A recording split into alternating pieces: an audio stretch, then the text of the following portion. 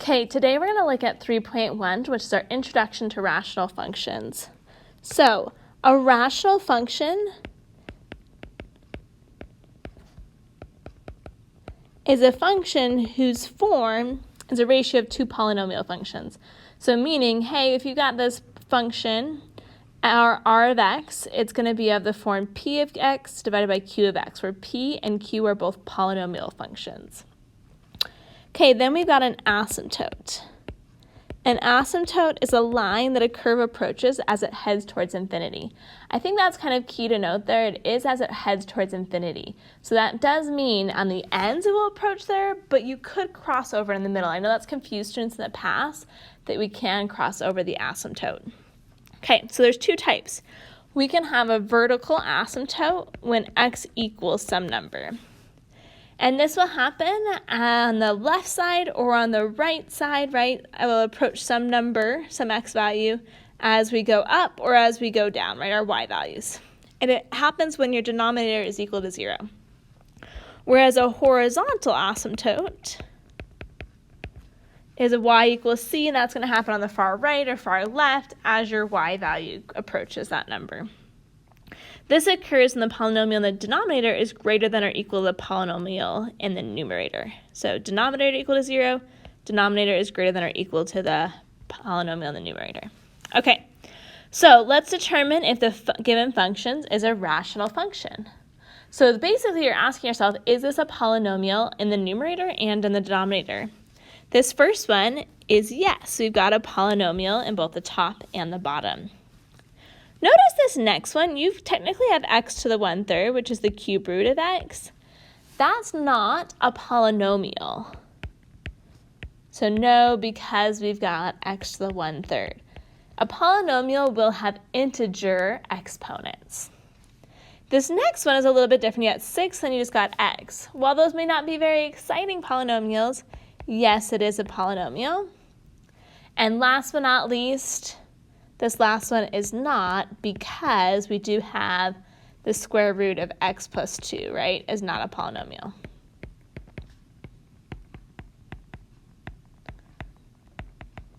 Okay, let's continue on.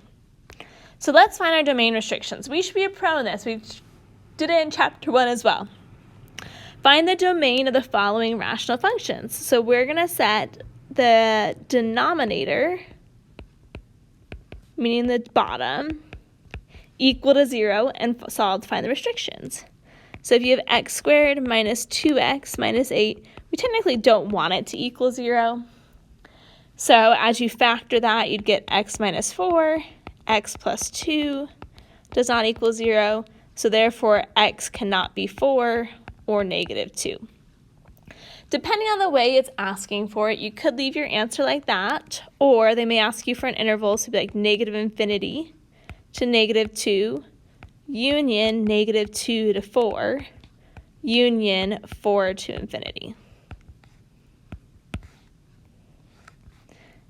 Either of these answers are equivalent. Just pay attention to what it's asking.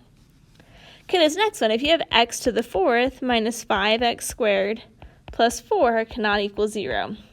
Once again, you may see that and you may be like, okay, I could definitely solve a 4th degree, and I'm looking for things that multiply to 4. So it could be like plus or minus 1, plus or minus 2, plus or minus 4. And I could start plugging things in and see what works. Or remember our lucky friend u substitution? Let u equal x squared. Then you'd have u squared minus 5u plus 4 cannot be 0. As you factor u minus 4, u minus 1, you'd get u cannot be 4 or 1. Let's now plug x squared back in. So x squared cannot be 4, x squared cannot be 1. Take the square root of both sides. So here you get x equals cannot be plus or minus 2, and here you'd get plus or minus 1. We could leave it like that, or if we needed to, we could even write it as an interval, right? It'd be like negative infinity to negative 2, negative 2 to negative 1, negative 1 to 1, 1 to 2, right? 2 to infinity. While that is super annoying to write, that is the way you need to do it to incorporate everything and skip over just those parts. Okay, this last one, if we do the same thing, x squared plus 25 does not equal 0, we get x squared cannot be negative 25. As you take the square root, you get x cannot be plus or minus 5i. Notice there's no restriction on the real numbers, right? That's an imaginary solution. So here, all real numbers, negative infinity to infinity works. Another way to think about that, as you plug in any number and you square it, it'll be positive. So a positive plus 25 will never equal 0. Okay, let's practice the next skill. The next skill we're going to do is find our intercepts. So to find our x and y intercepts for the following rational functions, to find the x intercepts, set the numerator, so the top, equal to 0 and solve. To find the y-intercept, set x equal to 0 and evaluate. Okay, so for my x-intercept, I'm going to have x plus 5 equals 0. The reason why we just need to set the top equal to 0 is because 0 divided by anything is still 0. So here, x would equal negative 5. So we could think about that point, that's negative 5 comma 0 is the ordered pair. Okay, for the y-intercept, we're going to plug, so we'd have f of 0 in. We're going to plug 0 in for x. So you'd have 0 plus 5 over 0 squared plus 4, so you'd get 5/4. So the y-intercept is 0 comma 5/4. Okay, let's continue on. X-intercepts. We're going to set the numerator equal to 0. So x squared plus x plus 6 equals 0. You may start to think about things that multiply to 6 and add to 1. You may notice, hey, doesn't quite work there, so maybe I go to the quadratic formula. X equals negative b, so negative 1 plus or minus the square root of b squared, which is 1 squared, minus 4 times 1 times 6, all over 2 times 1. So we get negative 1 plus or minus the square root of 1 minus 24, so negative 23 over 2. So you get negative 1 plus or minus I square root of 23 over 2. Notice there's imaginary x-intercepts, so we would say, hey, they do not exist, is the way they usually have you write on your homework. Okay, y-intercept, similar idea. You're going to plug 0 in for x.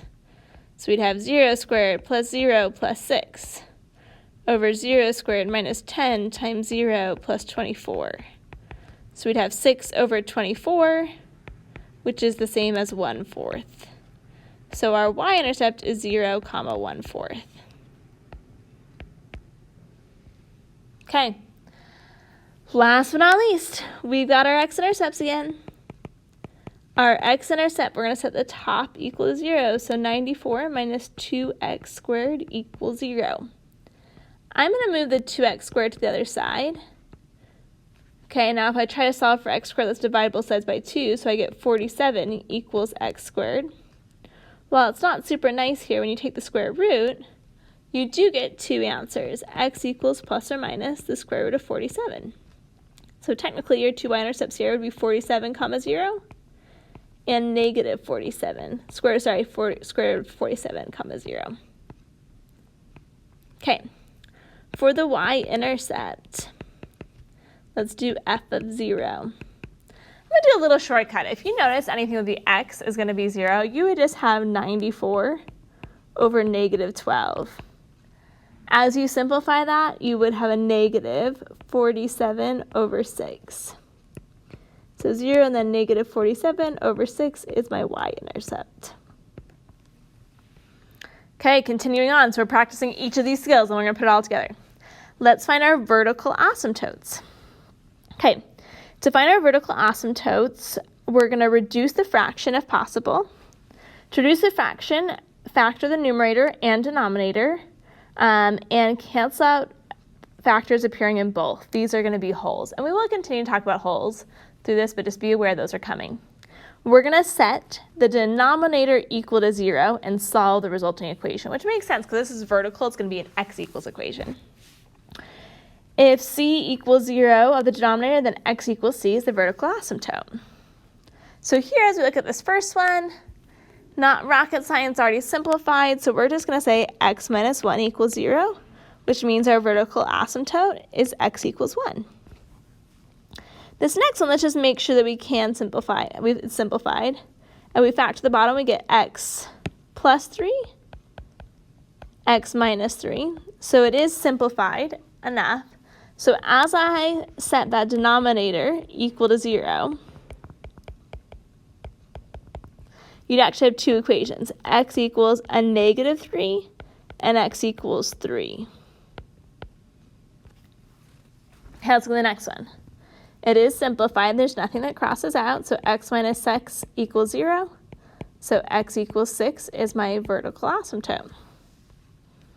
Okay, this one looks like it possibly could factor, so let's just check. What multiplies to negative 36 and adds to 5? X plus 9 and x minus 4. Once you get in that factored form, you may just be like, hey, I got this. I don't even need to write the middle step. But you have x equals a negative 9 and x equals a positive 4. Okay, let's look at this next one. X minus 2 on the top, and then x squared minus 4 is x plus 2, x minus 2. So notice this time we do have a factor that cancels. So this is equivalent to 1 over x plus 2. That x minus 2 is indicating a whole. So x equals 2 is a whole.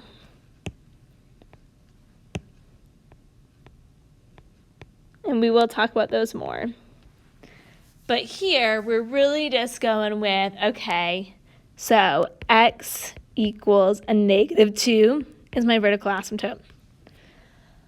Okay, one last one. So x plus 3, x minus 2 on the top, and then x minus 2 on the bottom. So those two cancel. So therefore, right, x equals 2 happens to be the whole again. That is just a coincidence. It's not always the same number. And then we are left with just x plus 3. Okay? So in this case, there's nothing on the bottom, right? So there's no vertical asymptote.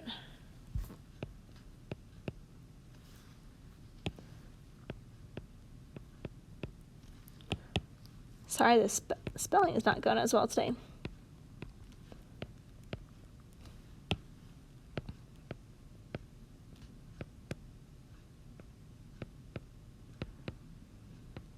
Okay, so next let's look at our horizontals. There's two options here, and it all has to do with the degrees. So, if the degree P, so the top, is less than the degree of Q, so the bottom, then it's going to be the line y equals 0. If the degree of the top is equal to the degree on the bottom, then we're going to divide the leading coefficients. So here, notice we've got an x squared and an x cubed. The fact that the degree on the bottom is larger, the asymptote is y equals 0. And you can think about that as because if you think about like 1 divided by x, what happens as you go closer and closer to infinity, it gets closer and closer to 0. So that x cubed, similarly x squared over x cubed, get closer and closer to 0. Okay, here we've got 2, which is degree 0, and we got a degree 1 on the bottom. So once again, y equals 0 is my horizontal asymptote. On this next one, we got 2x and we got a 3x. So they are both degree 1. So this time we're going to have y equals, the leading coefficient on the top is a negative 2, and on the bottom it is 3. Okay, this one we got 2x squared and a 2x squared. So it'd be y equals, the leading degree on the coefficient on the top is 2, and so is it on the bottom. So we'd have y equals 1 is that equation. Okay, so let's make sure we know how to identify it, and then we're finally going to put it all together and we're going to graph a couple.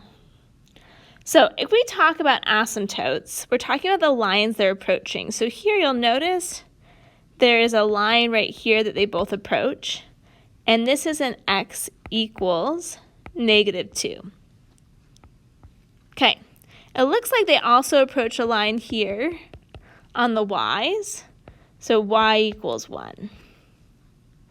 Okay, this one looks like they have two vertical asymptotes, right? It gets close to -3, and it gets close to 1. So x equals -3 and x equals 1 are both horizontal asymptotes. Sorry, vertical asymptotes. It does seem to approach the horizon here. Notice it does cross it over here, but that's okay. On the two ends, it's approaching it. So y equals 0 is the horizontal asymptote. Okay, let's put it all together, and now let's graph it.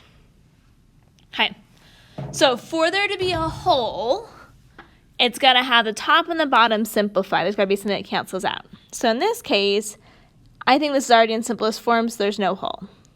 It does not exist. Okay, x-intercept, we're going to set the top equal to 0. So 2x minus 3 equals 0 means that x equals, you add your 3 divided by 2, so 3/2, which means the point 3/2, comma 0 is on my graph.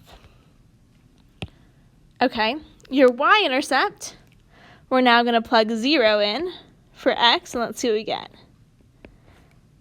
So we get a, let's see, a -3 on the top, and we get a 4 on the bottom. Okay, so that means the point 0, -3/4 is a point on my graph.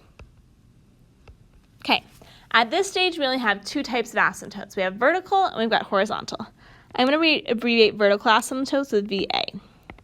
So this is when we set the denominator equal to 0. So x plus 4 equals 0. So that implies your vertical asymptote is that x equals -4. Okay. Next, let's look at the horizontal asymptote. So for the horizontal asymptote, we're looking at the degree on the top, the degree on the bottom. We notice we've got a 2x on the top, and we've got an x on the bottom. So if you think about dividing those, it's going to be y equals, we've got 2 on the top, and if we just have a 1 on the bottom, you're going to have y equals 2. Okay, let's plot those few things, and it may be enough for us to understand what's going on. So, at 3/2 on the x, we have a point. At -3/4 on the y, we have a point. Now, we also know we've got some asymptotes. So x equals -4, we've got an asymptote. And y equals 2, we've got an asymptote. So, if you just know that it has to approach the asymptotes and go through these points, you could probably guess that that portion of the graph would look like such. If you remember things about rational graphs, you may know that the other portion of the graph will be in this upper left-hand corner. They do alternate. But if you are not sure, I would just choose another point. So maybe plug in like -7 into your equation and see what the y value you get out is. Not to say that's the only way to do it, but if I wanted to check another point, like let's see what -7 is. So you'd have -14, because 2 times -7 minus 3, over -7 plus 4. So we'd have -17 over a -3. So 17 divided by 3 is approximately 5.6 repeating. So at -7, we should be maybe a little higher than I was, like 5.6. We are doing an estimate, so not the end of the world, but you could redraw it and it would be just like a little steeper. Okay, let's go ahead and look at the next one. This one, we probably do need to factor it to begin with. So I'm going to pull out a 2 on the top, and then I'd have x squared minus 4. Okay, so now x squared minus 4 is x minus 2, x plus 2. Okay, let's do the same thing on the bottom. This one looks like it has a 2x, which will leave me x minus 2. Okay, so 2x, x minus 2. So this time it does have a hole. It has a hole at that x minus 2. So at x equals 2, it has a hole. let's write, technically these 2's would also cancel or give you 1. So you'd have x plus 4 over x. If you wanted to find the y value, we will practice this a lot, but for now, let's go ahead and talk about how you find the y value. We're going to plug 2 into that simplified equation. So we're going to do 2, our y equals 2 plus 4 over 2. So we'd have 6 over 2, we'd get 3. So our whole is actually at the point 2, 3. Okay. X-intercept, so be a little careful here. Like, you're used to setting the numerator equal to 0, but it is the simplified numerator, right? If we have a whole cannot be an x-intercept and a whole. It's going to be one or the other. So here we're going to set the x plus 4. Oh, I messed up my factoring and no one told me because you're not here to correct me. Sorry, that was an x plus 2. We're going to set x plus 2 equal to 0. So x equals a negative 2. So your y-intercept is negative 2, 0. So your x-intercept. Okay, your y-intercept now, let's plug it into the simplified one, right? 0 plus 2 over 0. Hey, we can't divide by 0, so this one actually does not exist, meaning it's never going to actually cross the y-axis. So our vertical asymptote, let's set the bottom equal to 0, which is just x equal to 0. And our horizontal, let's look at the degrees. I technically have a degree 2 over degree 2, so we are going to do 2 divided by 2, which equals 1. So y equals 1 is our horizontal asymptote. Okay, let's plot these things. 2, 3, we're going to draw an open circle at. Negative 2, 0, we're going to plot a point. There is no y-intercept. But I do know 2 other things. I know these asymptotes, right? So at x equals 0, which is this line, we have an asymptote. And at x equals 1, y equals 1, we also have an asymptote. From that, it's usually enough to know what's going on, right? If it's got to approach these but go through that point, it's going to look something like this. And on the bottom, same thing. It's going to approach the asymptote, go through that point, and come down.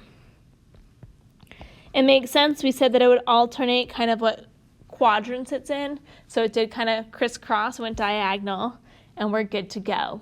There are other ways as we continue to explore this chapter that we will check those. Good luck with 3.0.